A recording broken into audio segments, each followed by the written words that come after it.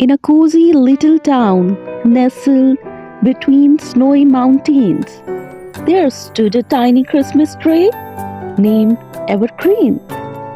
Unlike the tall, sparkling trees in the town square, Evergreen was small and plain. Every year, people would pass by her to choose bigger, fuller trees for their homes.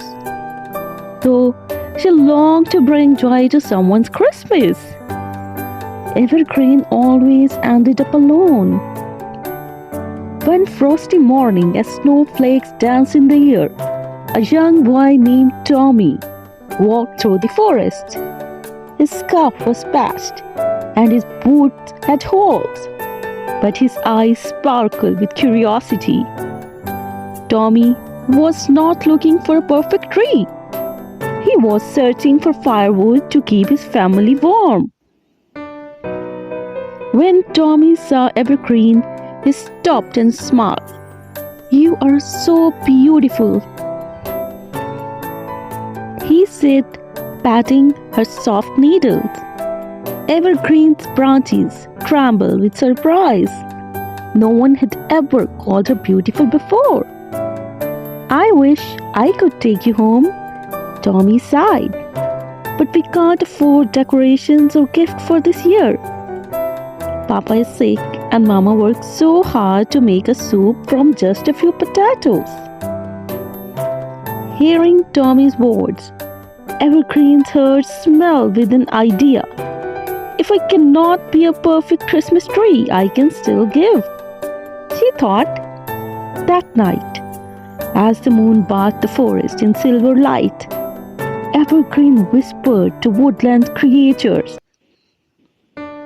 The next morning, Tommy returned to find a surprise. Evergreen's branches were draped with shimmering icicles. Her needles sparkled with dew, and the birds had woven strings of berries into garlands. The squirrels had hung tiny pine cones like ornaments, and the rabbit had brought their softest fur to lay at her base as a tree skirt.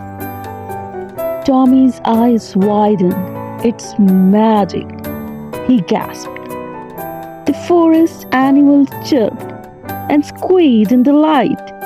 "Take us to your family," Evergreen said gently. "We will make this Christmas the happiest one yet."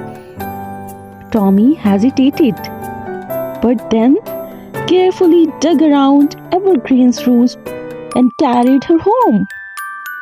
When he placed her in the center of their small cottage, the little trees seemed to light up the whole room.